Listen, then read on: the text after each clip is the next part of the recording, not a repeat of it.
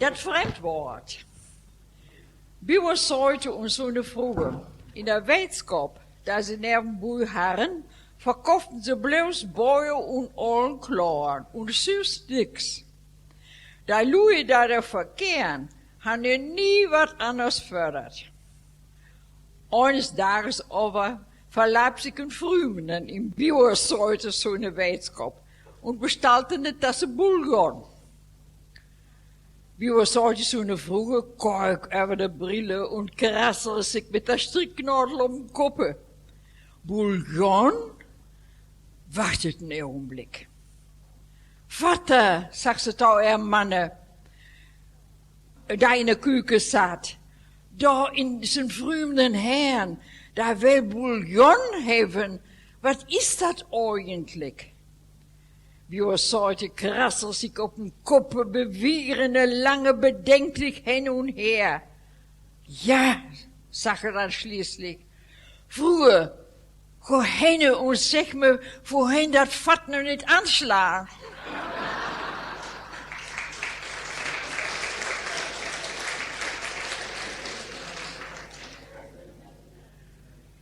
Und dann was von der Wallfahrt. Een dorp van een haar, maakt een jährliche Wallfahrt nog wel. Einer, der daarbij nie verder was Anton.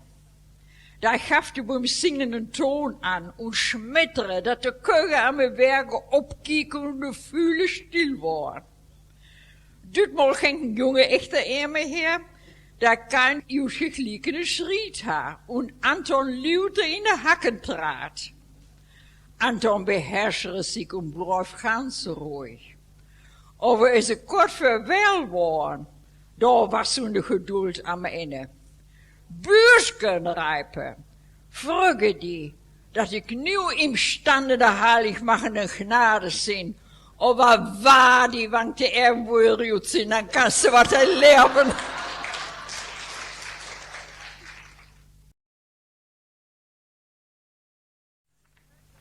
Mein Leibe platt. Wat is het doch schade, dat keine Fruge, kein Mann und kein Blage immer Dorpe mehr platt koeien kann. Wat was unsere Sprache doch scheun und voll Klang, Watergemurmel, Vogelgesang. Wann man Hochdeutsch koeiert, is het vaak een Bertermann schwicht. Wohl Muiloppen über Horn tun, Lut op Hochdeutsch knit. Und wat wolde Goeile kieken, koere Hochdeutsch daher. Doch wat sage ik, Goeile keert ja ook al bolle niet meer. Und wat de Ruins blieket, ik meine, dat loere plat. Und wat de Schwoine grunzet, dat kan kein Hochdeutsch sein. Denn zo'n platte Schneute het nix een Schwoin. Und de Schöpkes op haar Haue blärt nou even 100 Jahren. Bloos die Dummen, klauken loeien, die geloofet ze wären vornehm worden. Sonntagsglocken. Der Werk ist nu gedaan. Der letzte Hammerschlag verhallt. Der Abend fällt den Sonntag nahen. Ein friedlich Schimmer küsset den Wald. Über dem Korn sticht ob ein köstlicher Duft. Der Abendwind striepet het voin. Ein schwag Zittern kaut durch die Luft. Et is wie ein Ahnen vom künftigen Sohn. Wie eine feine Frugensgestalt, der sanfte Birke schwoigen steut. Se beut dort woige schlank und schmal, als spräke se Nachtgebet. Da fanget der Glockenklänge an. Wut über Dal hin rollt Ruf. Du Mensch, wer still und holle an. Sei kündet dern, der du erschuf.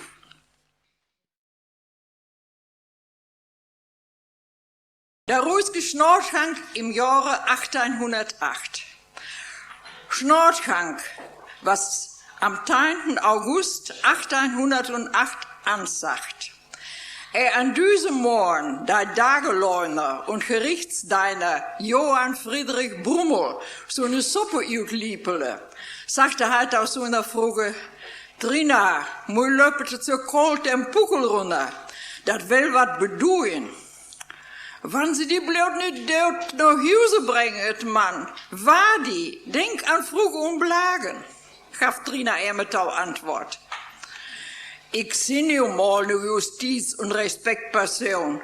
Und somit moet ik dat recht van onze ollen Hurenstadt hoger holen und de Tüsken schlagen, wann Not am Mann is. Buten doen an de Osten Böllerschüte und de Glocken fängen an zu loeien. Trina hat weh tut.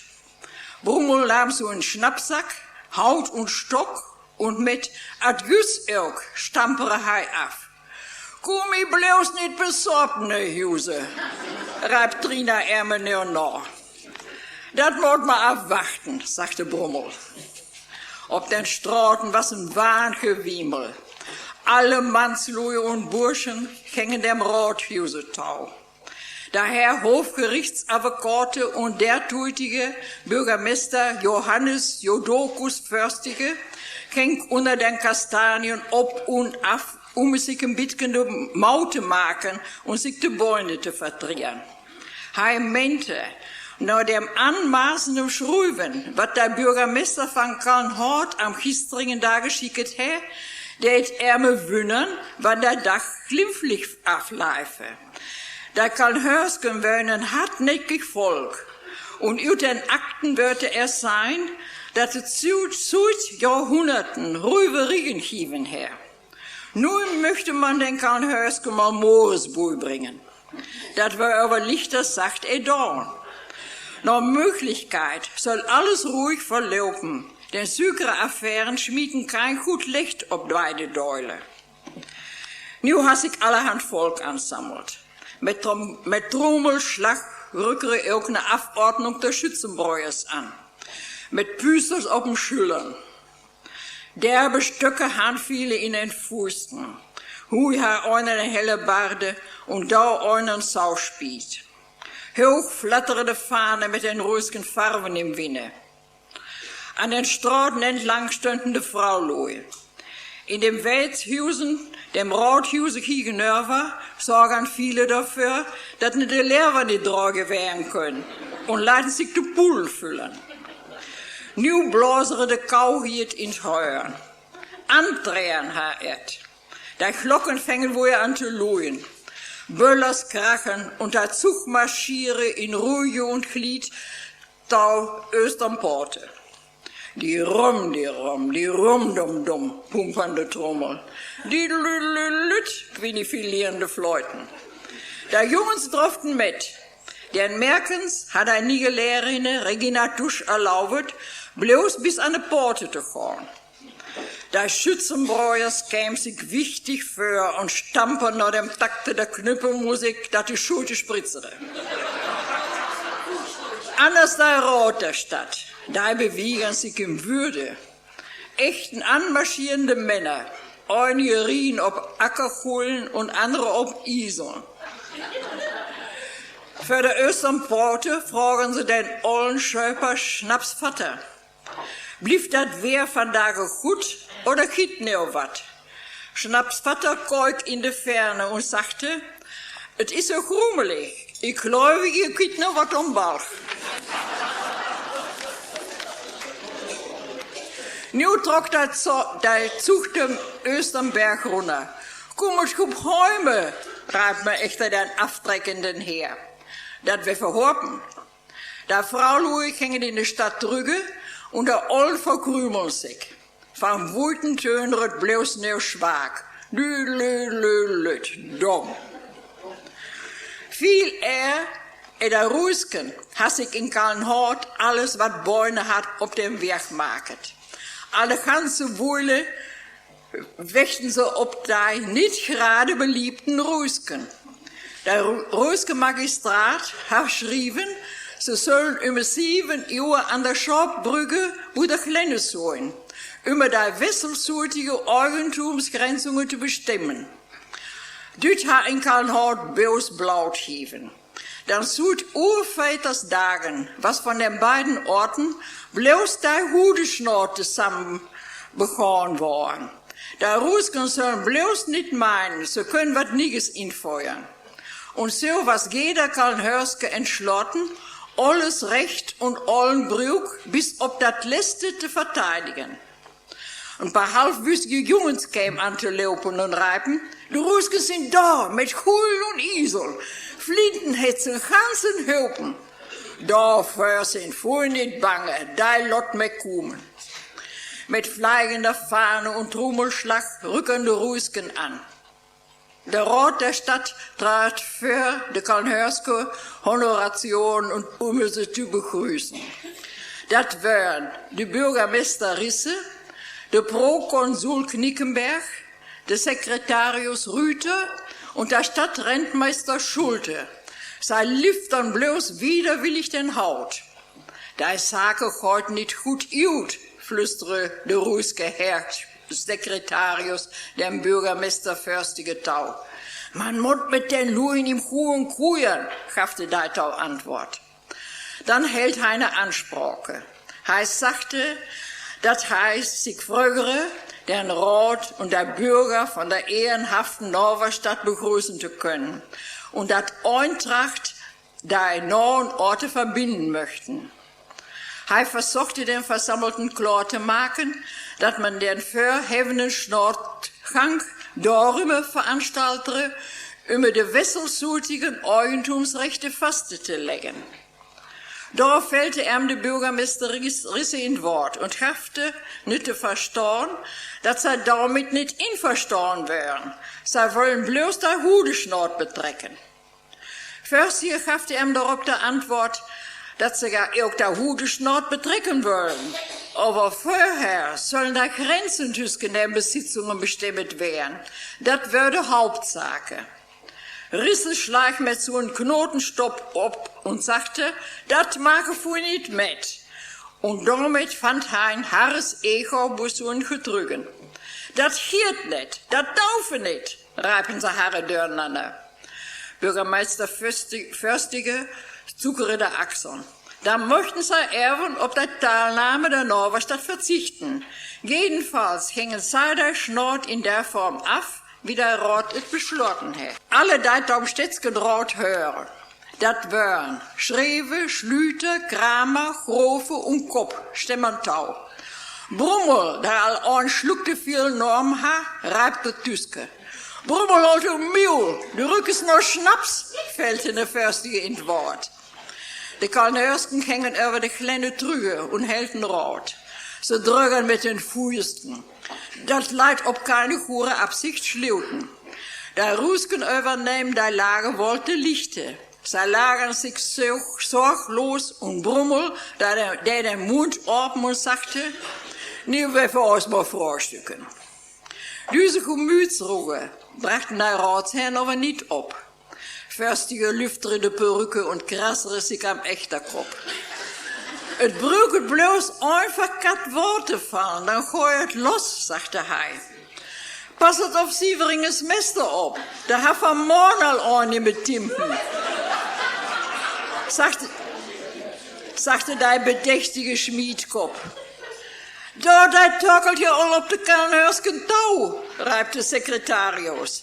Halt den unwusen Kehl drüge, schriegere Förstige, erbost. Ein paar handfeste Mannslue brächten den Besorgenen in Sicherheit. Der Luft lachte voll Zündstopp. Der Kalnhörsken käme nie drüge.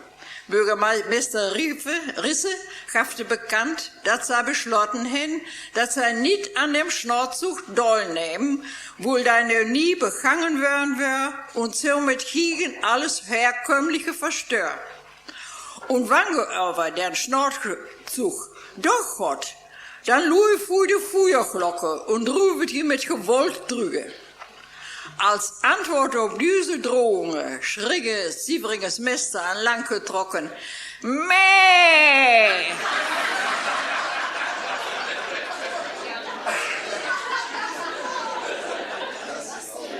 Ein Blitz schleicht das Gemecker bei den Kalnhörsken in. Und sie brüllen. You verfluchten ruhischen Isel. Der ein schriet wieder und verschlott je de Knochen im Louvretag groß mehr.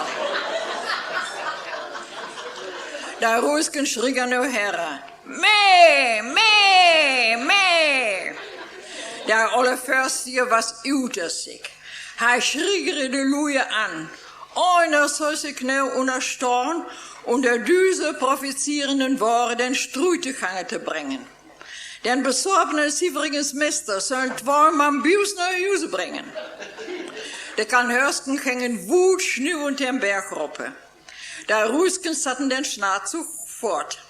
Sie kämen bis da den Haselbüsken in Lorenz und Hillebrands Wiesen. Et war fastgestalt, dass die ganze Gegend östlich von den Büsken ruhige Grund war. Also was dat, was so wuit in der Wald ging, Grundeigentum der Stadt Ruhen.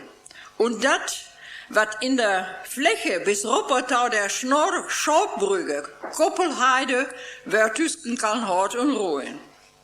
En nu der Zug an den Wald kam und der Waldschnort begonnen woll, dröhner von der Höchte der Kalnhörske Feuerglocke.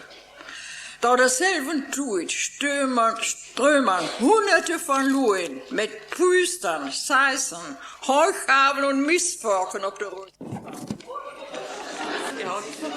Ein Doll der Ruisken.